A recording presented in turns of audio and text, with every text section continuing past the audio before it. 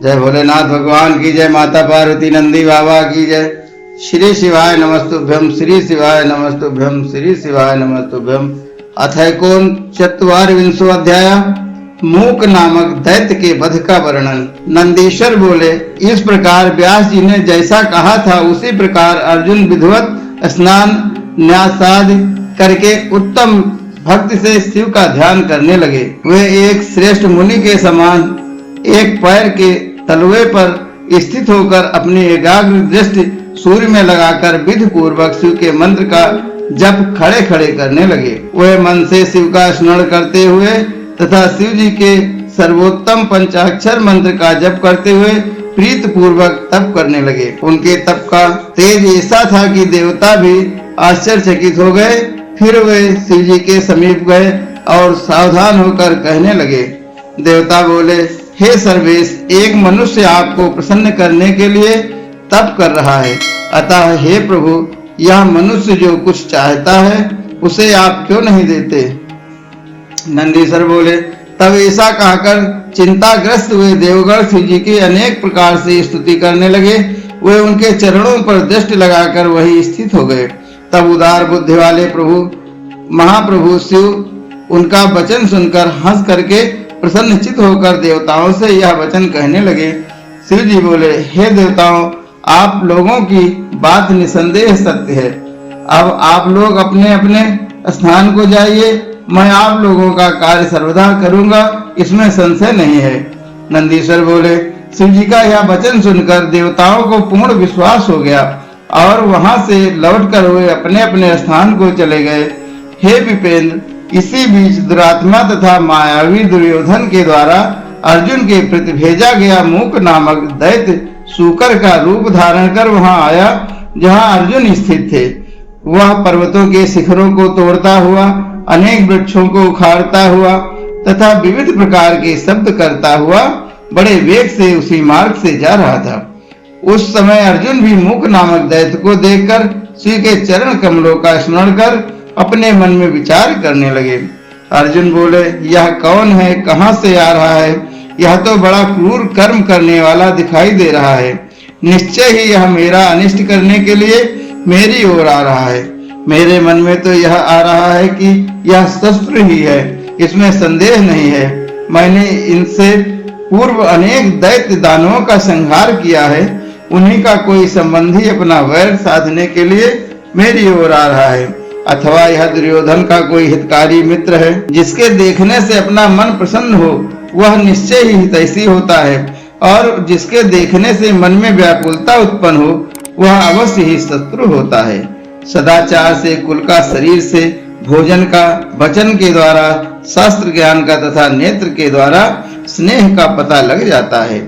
आकार, गति, चेष्टा, संभारण एवं नेत्र तथा मुख के विकार से मनुष्य के अंतःकरण की बात ज्ञात हो जाती है। उज्ज्वल, सरस, टेढ़ा और लाल, ये चार प्रकार के नेत्र कहे गए हैं। विद्वानों ने उनका पृथक पृथक भाव बताया है। बोलो भोलेनाथ भगवान की जय। माता पार्वती नंदी बाबा की जय। श्री शिवाय नमस्तुभ्यम, श्री शिवाय नमस्तुभ्यम, श्री शिवाय नमस्तुभ्यम। मित्र के मिलने पर, उज्ज्वल पुत्र को देखने पर, सरस स्त्री के मिलने पर, वक्र तथा शत्रु के देखने पर नेत्र लाल हो जाते हैं, किंतु इसे देखने पर तो मेरी सारी इंद्रियां कलुषित हो गई हैं। अतः यह अवश्य ही मेरा शत्रु है, इसका वध कर देना चाहिए, इसमें संदेह नहीं है। मेरे गुरु का यह कथन भी है, हे राजन, तुम दुख देने वालों का सर्वदा वध कर देना, इसमें विचार नहीं करना चाहिए। निसंदेह इसीलिए तो ये आयुध भी है। इस प्रकार विचार कर अर्जुन धनुष पर बाण चढ़ाकर खड़े हो गए। इसी बीच अर्जुन की रक्षा के लिए एवं उनकी भक्ति की परीक्षा करने के लिए भक्त वत्सल भगवान शंकर अपने गणों के सहित अत्यंत अद्भुत सुशिक्षित भीड़ का रूप धारण कर उस दैत्य का विनाश करने के लिए शीघ्र ही वहां आ पहुंचे। कच्छ, लांग, काछ लगाए हुए, लताओं से अपने केशों को बांधे हुए, शरीर पर श्वेत वर्ण की रेखा अंकित किए हुए, धनुष बाण धारण किए हुए तथा पीठ पर बाणों का तरकस धारण किए हुए वे गणों सहित वहां गए। वे शिव जी भीलराज बने हुए थे। वे शिव जी भील सेना के अधिपति होकर कोलाहल करते हुए निकले। उसी समय सूकर के गर्जने की ध्वनि दसों दिशाओं में सुनाई पड़ी। तब उस वनचारी सूकर के घोर घर घर शब्द से अर्जुन व्याकुल हो गए। साथ ही जो पर्वत आदि थे वे सभी उन शब्दों से व्याकुल हो उठे। अहो यह क्या है? कहीं एक कल्याणकारी शिव जी ही तो नहीं है जो यहाँ पधारे हैं? क्योंकि मैंने ऐसा पूर्व में सुना था, श्री कृष्ण ने भी मुझसे कहा था, व्यास जी ने भी ऐसा ही कहा था और देवगणों ने भी स्मरण कर यही बात कही थी कि शिव जी ही सभी प्रकार का मंगल करने वाले तथा सुख देने वाले कहे गए हैं। वे मुक्त देने के कारण मुक्तिदाता कहे गए हैं, इसमें संदेह नहीं है। उनके नाम स्मरण मात्र से निश्चित रूप से मनुष्यों का कल्याण होता है। सब प्रकार से उनका भजन करने वालों को स्वप्न में भी दुख नहीं होता है। यदि कभी होता है तो उसे कर्मजन्य समझना चाहिए। बोलो भोलेनाथ भगवान की जय, माता पार्वती नंदी बाबा की जय। ओ बाबा रे तेरे बिना भी क्या जीना, ओ बाबा रे तेरे बिना भी क्या जीना। ओ शंभु रे तेरे बिना भी क्या जीना। काशी की गलियों में, बाबा की गलियों में तेरे बिना कुछ सही ना।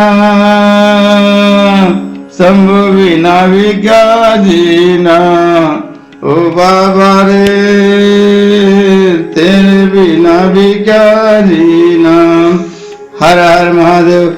शिव जी के अनुग्रह तो प्रबल होनहार भी अवश्य कम हो जाता है, ऐसा जानना चाहिए, इसमें संदेह नहीं है। अथवा विशेष रूप से प्रारब्ध का दोष समझना चाहिए और शिव जी स्वयं अपनी इच्छा से कभी बहुत अथवा कम उस भोग को भुगताकर उस दुर्भाग्य का निवारण करते हैं, इसमें संशय नहीं है। वे विष को अमृत एवं अमृत को विष बना देते हैं। वे समर्थ हैं, जैसा चाहते हैं वैसा करते हैं। भला उन सर्व समर्थ को कौन मना कर सकता है? अन्य पुरातन भक्तों के द्वारा इस प्रकार विचार किए जाने के कारण भावी भक्तों को भी सदा शिव जी में अपना मन स्थिर रखना चाहिए। लक्ष्मी रहे या चली जाए, मृत्यु भले ही सन्निकट और समक्ष खड़ी हो, लोग निंदा करें अथवा स्तुति करें, दुख बना रहे या दुख नाश हो जाए, यह इष्ट अनिष्टात्मक द्वंद्व तो पुण्य तथा पाप के कारण उत्पन्न होता है। इसमें शिव निमित्त नहीं है। वे तो सर्वदा अपने भक्तों को सुख ही देते हैं। कभी कभी वे अपने भक्तों की परीक्षा करने के लिए उनको दुख भी देते हैं, किंतु दयालु होने के कारण वे अंत में सुख देने वाले ही होते हैं। जैसे स्वर्ण अग्नि में तपाने पर शुद्ध होता है, उसी प्रकार भक्त भी तपाने से निखरते हैं। पूर्व काल में मैंने मुनियों के मुख से ऐसा ही सुना है, इसलिए मैं उनके भजन से ही उत्तम सुख प्राप्त करूंगा। जब तक अर्जुन इस प्रकार का विचार कर ही रहे थे, तब तक संसंधान का लक्ष्य वह सूकर वहां आ पहुंचा। उधर भील वेशधारी शिव जी ने भी सूकर का पीछा करते हुए आ पहुंचे। उस समय उन दोनों के बीच में वह सूकर अद्भुत शिखर के समान दिखाई पड़ रहा था। अर्जुन ने शिव जी का महात्म कहा था, इसलिए भक्त वत्सल शिव उनकी रक्षा करने के लिए वहां पहुंच गए। बोलो भोलेनाथ भगवान की जय, माता पार्वती नंदी बाबा की जय। इसी समय उन दोनों ने बाण चलाया।